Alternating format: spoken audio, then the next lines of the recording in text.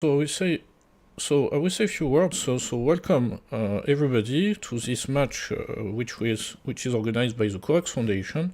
One of the first match of the Hague Inter-University Law Debate Tournament, which is live streamed around the world on YouTube at this moment, which will have two teams, one from Canada, Western University, and as well one from Iceland, Reykjavik University. So it's my pleasure. My name is Aurélien Lorange to host this introduction, and after I will give the floor to my colleague Miss Monterno, and as well I give the floor to my colleague Miss Urbanova as well for some words. Thank you, Mr. Lorange. Before starting, I would like to introduce the team, so I'll give the floor for each member to say their name and university, and I would like to proceed with Miss Hawa.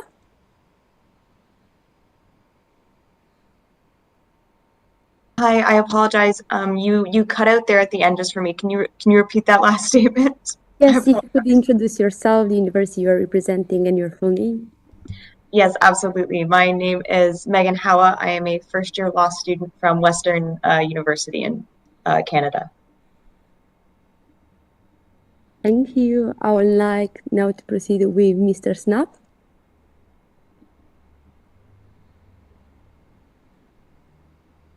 Yes, sorry. So my name is Maxime Snap, second year of master in law degree in Reykjavik University. Thank you. Miss Dryberg. Yes, hello, everyone. My name is Justine Dryber, and I'm also a first-year law student at Western University in Canada. Thank you. Miss Top. Yes. Hello, everyone. I'm doing my third year Bachelor in Law in Reykjavik University.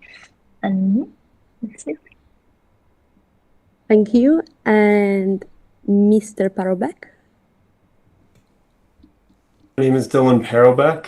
I'm in second year law school at Western University in Canada. Thank you for the brief introduction. I would like also now to invite the present judges for briefly summarizing and introducing themselves. Mr. Kobo? How's it going? I'm Nicolas Cobo, professor of international law and other areas at Pontificia Universidad Católica of Chile. Thank you. And I do believe we also have a study coach in here, Professor Dr. Valeri.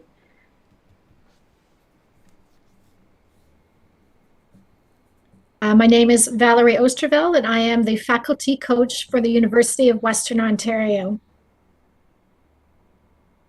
Thank you so much. And on a last note, the last coach present within the session, if you would like to introduce yourself.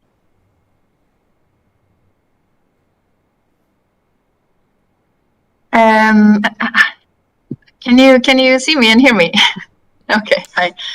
My name is Snjólaug Arnardóttir, and I'm the coach for the Reykjavik University team. Nice to see you.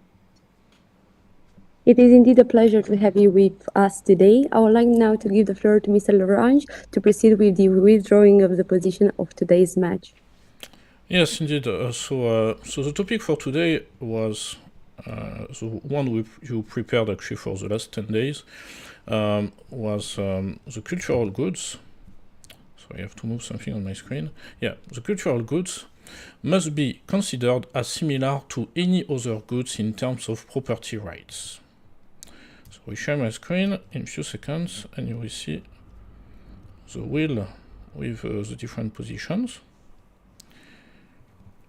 And I will proceed with randomizing, of course, your position. You will know who will be in favor, who will be against. So there are two possibilities, one for each university, for each position. So let's start.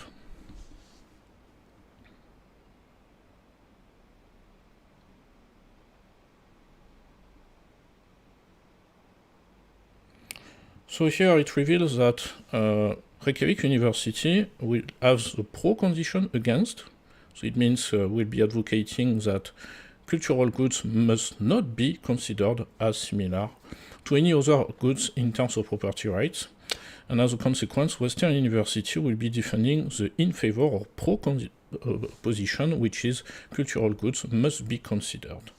as similar to any other goods in terms of property rights. So now I will stop sharing my screen and start now the preparation part of 5 minutes. So you have 5 minutes to prepare, of course, your argumentation, and we come back to start the match.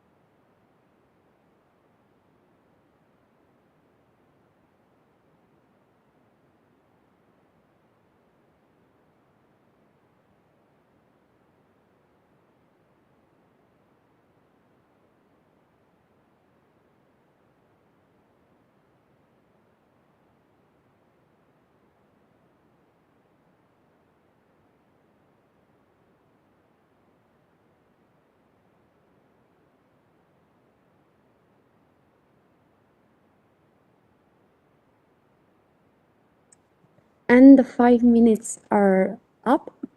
I would like now to invite the Western University team taking the proposition of today's match to proceed with their opening statement. You'll have 4 minutes. Yes, before I begin, can I confirm that I am both audible and visible again? Yes, perfectly clear. Thank you so much. Good afternoon to our judges, and good evening to my colleagues at the University of Reykjavik. Today, my team and I will be arguing that cultural goods must be considered as similar to any other goods in terms of property rights. Article 1 of the UNESCO Convention on the Means of Prohibiting the Illicit Import, Export, and Transfer of Ownership of Cultural Property defines cultural goods as property which, on religious or secular grounds, is of importance for archaeology, prehistory, history, literature, art, or science. This definition includes items such as the Magna Carta and the King Tutankhamun mummy. Assigning cultural goods property rights similar to any other goods would ease in the understanding of the rights assigned to these items. The traditional view on property that we grant to any other goods involves notions of ownership, possession, and control. However, there are varying bundles of rights that we can assign to different items. Since cultural goods are of importance, we may want to take an expansive view of the bundle of rights assigned to them. Moreover, our opponents might suggest that there are different conceptions of property and ownership rights that might be better suited for cultural goods. For example, one of the principles of the UN Declaration on the Rights of Indigenous Peoples and adopted by the UN Office of the High Commissioner for Human Rights is that for Indigenous peoples, ownership and custody of their heritage must continue to be collective, permanent, and inalienable, as prescribed by the customs, rules, and practices of each people. While different conceptions of property might seem good in theory, it is often hard for courts to grapple with these different conceptions, resulting in confusing and sometimes unjust decisions. Thus, assigning cultural goods the same property rights as other items might ease in the understanding of these rights and lead to more just conclusions in the courts. Furthermore, there are many benefits to assigning property rights to cultural goods that are similar to other goods. For example, these rights would allow for a free market of trade, ownership, and purchasing. This would deplete the black markets and instead allow for these items, which would have been traded in secrecy, to be accessed by a larger group of people who can freely share these items with society. Moreover, these rights could help identify and clearly establish owners of these items of cultural significance, perhaps aiding in the repatriation of lost and stolen items. Finally, by allowing people to own these items, it incentivizes individuals to invest in finding them, which benefits society as a whole. In today's debate, Megan will first be discussing how placing property rights on cultural goods will help with the repatriation of goods wrongfully taken during colonization and other international conflicts. Secondly, Dylan will be discussing how the assignment of property rights to cultural goods would decrease black market dealings and increase the accessibility of these goods. At the end of our submission, it will be clear that cultural goods must be considered as similar to other goods in terms of property rights. Thank you for listening. Thank you. Now I would like to invite the team of Reykjavik University to proceed with their opening statement. You'll have 4 minutes. Okay. So, good afternoon, honorable members of the court and colleagues from Western University. This is a great honor to appear before the court today on behalf of the respondent. For the following minutes, Ms. Top and myself will present the reasons why cultural goods shouldn't be considered as similar to any other goods in terms of property rights. I will first expose some legal development in that sense in national and international contexts, and Ms. Top will talk about the invaluable character of cultural goods. We think that cultural goods shouldn't be considered as similar to any other goods in terms of property rights. Indeed, culture and cultural goods are highly considered in a symbolic way.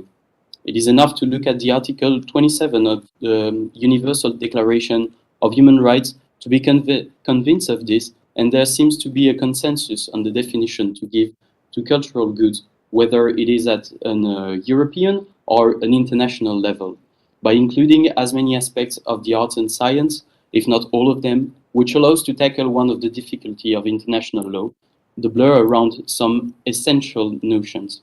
Moreover, it can also be said that the European Union, in its treaty on its functioning, even goes one step beyond in the symbol by even calling them national treasure of the state parties in its Article 36. Then we should also add that the production of legal instruments regarding this matter is various and well supplied. In fact, the matter has been the source of concern for states for quite a long time now, with the first UNESCO Convention on the subject emerging after the Second World War. Since then, it's possible to find a variety of instruments across the world, whether it's soft or hard law, even with private initiatives like voluntary codes of ethics by art merchants and museums to tackle the problem of illicit import and export of cultural goods, which seem to be well followed. Arguably, we could say it might reflect a customary rule or a principle of international law on the subject. Eventually, we should also add the pretty good Belgian example in national law that seems to indicate that all these texts at a regional and international level are of some importance and lead to a greater good in terms of cultural property. As you might know, it is a very divided country on many aspects due to the tensions between Flemish and French-speaking communities, which adopt very different legislations on many aspects, including property rights. Nonetheless, legislation on cultural goods are actually very similar, with both communities adopting the same system of protective lists to offer cultural goods a better public exposure, to allow their owners to get subsidies, and to enable the implementation of safeguarding measures limiting the selling and buying of these goods. We should also notice the fact that the French-speaking community has even gone further by implementing legislation to also protect what's called the small popular heritage, which mainly concern the cultural good of lesser importance, mainly found in the countryside. This example shows a voluntary implementation of the UNESCO text and reflects the idea of the 1998 Stockholm Conference on Cultural Policies for Development, according to which cultural goods should be treated as not being like other forms of goods. It also shows that culture and cultural good are able to transcend divisions and, as so, should be treated differently. Thank you for listening for my explanation, and I shall now pass the speaking to the applicant from the Western University. Thank you. I would like now to invite the Western University to deliver their first rebuttal. You will have 2 minutes. Thank you. Before I begin, I just want to confirm that everyone can see and hear me clearly. It's perfectly clear. You may proceed. Thank you. I wish to thank my colleague from the University of Reykjavik for their statement. However, I must respectfully disagree. Assigning property rights to cultural goods can be used to help expedite the process of repatriating historically stolen cultural goods and artifacts to their rightful homes. In 2020, France passed a bill to return 27 artifacts to the African nation of Benin that were stolen by the French colonial soldiers in 1892. Although hailed in the media as an important step towards restitution, this bill came more than 2 years after a 2018 report commissioned by the French government identified 46,000 items in French custody that should qualify for repatriation. Without property rights, the power still lies in the hands of colonizing states in possession of the stolen cultural goods, and there are no international laws dictating that these goods be returned. Returning cultural goods that have been stolen during colonization or war should not be a matter of discretion for the colonizers. There needs to be a reliable structure of property rights placed on cultural goods that allows for countries that have suffered under colonialism to reclaim what is rightfully theirs. The unlawful invasion by Russia into the Ukraine is evidence that we cannot take for granted that the sovereignty of nations will always be respected.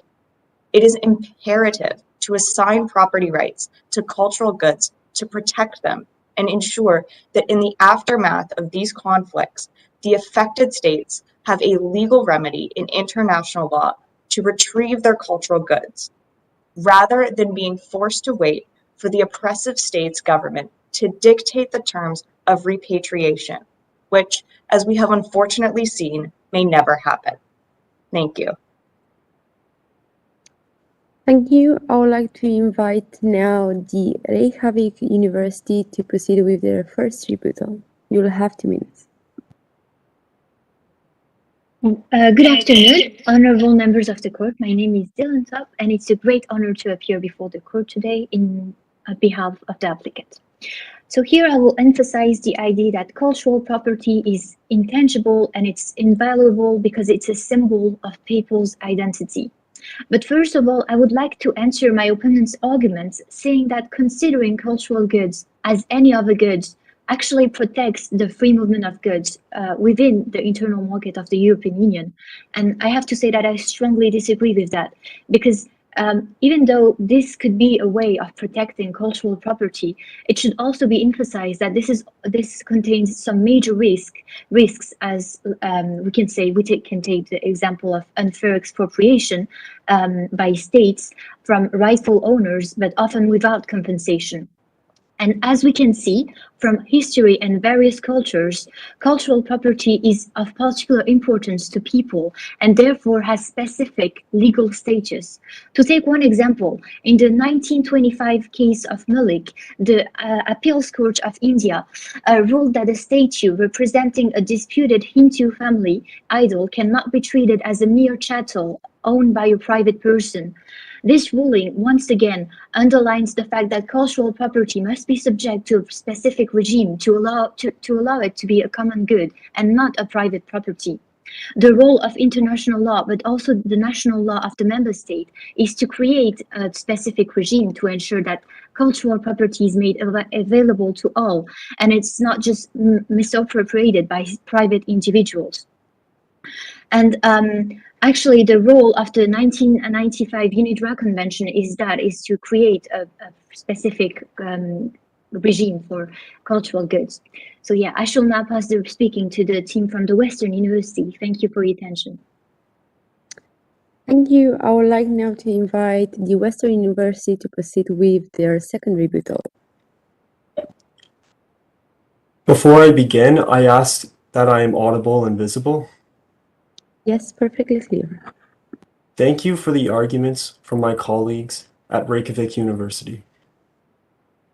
I would like to draw your attention to my colleague's point about the invaluability of the cultural goods towards the individual and local population. Treating cultural goods differently than any other good in terms of property right undermines this value to appreciate their heritage. The reason why is, well, it might look good on paper. In actuality, it just incentivizes the black market. Take, for example, Egypt, which in 2010, they passed a law under the Ministry of Cultural Supreme Council of Antiquities under Article 24 and 35 that states that if someone were to accidentally find an artifact or excavate it, it now becomes the property of the state. It is then no surprise that between 2011 and 2018, there was an estimated $3.3 billion worth of artifacts that were illegally smuggled out of the country. The problem with these smuggling issues is the first, that these goods lead to the destruction due to the mishandling of these objects. And the second, that many priceless artifacts go from the black market to the vault of some elitist individual closed off from the public's viewing. This can be seen in the case of the Tutankhamun statue in 2011 that was broken when it was tried to be looted, then was successfully looted and the whereabouts still unknown. To even just change the property rights of cultural goods would take time. And in that time, museums would find that their paintings would be unhung, artifacts taken down, and mummies reburied, right into the tombs that elites call their private collection and vaults to never seen again by humanity. While I admire my colleagues' idealism, We as the international community must ground ourselves in the actual reality of our world. Thank you. Thank you. I would like to give the floor now to Reykjavik University to proceed with their second rebuttal. Yes, honorable members of the court, it's once again an honor to appear before the court, and I will now address the opposing counsel's last argument. So first of all, I would like to say that all of the examples that my colleague from Western University took about like the illegal smuggling and the illegal trading of cultural goods is once again an argument to underline that the cultural goods actually needs a special regime and a special protection from member states and from the European Union as a whole. And because since cultural goods are symbols of identity for many populations, they must be protected, and therefore they need a special regime once again. And international organization, in particular UNESCO, have for many years been dealing with this issue of the protection of cultural property and specific protection recognizing the cultural heritage of every person is enshrined in the 1954 Hague Convention for the Protection of Cultural Property during armed conflict. But despite this, and as my colleague said, for as long as demand exists and profits are high, cultural objects continue to be looted, smuggled, and traded. In the much cited words of Justice Crook in 1813, by which he released artifacts that had been seized during the Anglo-American War, the arts and science are admitted amongst all civilians as entitled to favor and protection. They are considered not as the peculium for this or that nation, but actually as the property of mankind at large, and as belonging to the common interest of the whole species. So cultural objects, in other words, need protection and immunity, and states have demonstrated that even in times of war. And this is a matter of universal concern, as they are the property of the mankind. Thank you for your attention. Thank you. I will now like to proceed with the closing statement of the Western University. You have the floor. I will now state our conclusion for why cultural goods should be considered as similar to any other goods in terms of property right. Our first speaker, Justine, has outlined the UN Declaration on the Rights of Indigenous Peoples.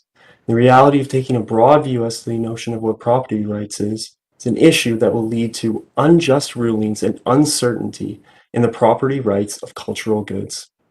Our second speaker, Megan, has shown that cultural goods being placed into this system, treating them as any other good, is the process that will lead to the recovery of stolen goods that occurred during colonization or war. Without said system, the international community leaves this important matter in the hands of oppressive states. Myself arguing, as our third and final speaker, has reiterated the reality of how the cultural goods, if treated as separately, results in a substantial increase in the black market that results in both the destruction of cultural goods and their disappearance from humanity's eyes. It's important to follow these values, a North Star in a sense, but we as the international community cannot follow it blindly and naively in a linear fashion that will lead us off a cliff. We must acknowledge the shortcomings of our situation, and by doing so, we can rationally map out our collective objectives and create a better future. With this important characteristic, it is necessary to treat cultural goods akin to the property rights of any other similar good. We at Western University thank both my colleagues at Reykjavik University and the judges. Thank you. Now I'd like to invite the Reykjavik University to deliver their closing statement.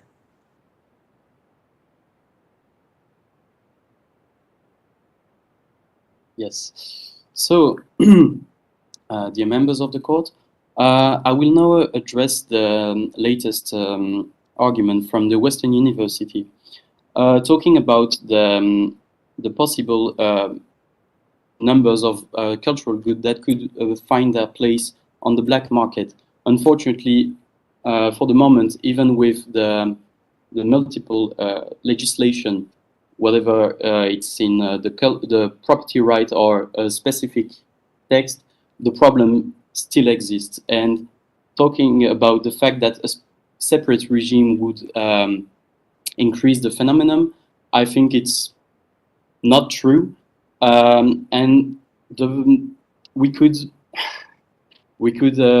maybe think about a system working just like the authority in the law of the sea, managing all these specific goods and allowing the trade around this type of good to be regulated. For this and for the aforementioned arguments presented by my colleague from Reykjavik University relating to the legal development on the matter and the national and international context during the previous decades and the valuable character of cultural good, the respondent kindly asks the court to hold in their favor. Thank you for your attention. Thank you. This would conclude our today's match, and until our present judge will finalize his notes regarding your papers, I would like to give you the floor to each participant to deliver a short feedback and maybe later on to our present coaches. So maybe I'm going to start with Miss Hawa. Hi, thank you. This was a really great experience to get to the first official match, and the team at the University of Reykjavik was absolutely fantastic, and we're wonderful opponents. So I appreciate the opportunity, and it's wonderful to meet all of you. Thank you, Miss Hawa. Miss Top? Yes, it was a really good experience. As my colleague said, it's always so interesting to have like your arguments, because like always when we're doing research, we're always wondering what could be their arguments, and it's so interesting to see your arguments actually. So yeah, it was really great. Yeah. Thank you, Miss Dryberg. Yeah, I think I just can reiterate what my colleagues have said. This was such a good match. You guys raised amazing arguments on the other side, some stuff we hadn't thought of before. So it was really great to see the different perspectives. And I know I can speak for my team when I say we really enjoyed researching this topic, and we really learned a lot. So it was really great. Thank you so much. Mr. Snell? Yes. I won't be very original. I will just say it was, of course, very interesting. It's not a subject I've been working on before. So yeah, it was very interesting. And I have to say I was very impressed by the seriousness of the Western University and their argument. So congratulations to the opposing team, and congratulations to Dylan, and congratulations to our friend Martin, who's not here today, but I'm sure he would have been a very good addition to our team. Thank you. And on a last note from the participant side, Mr. Parobek.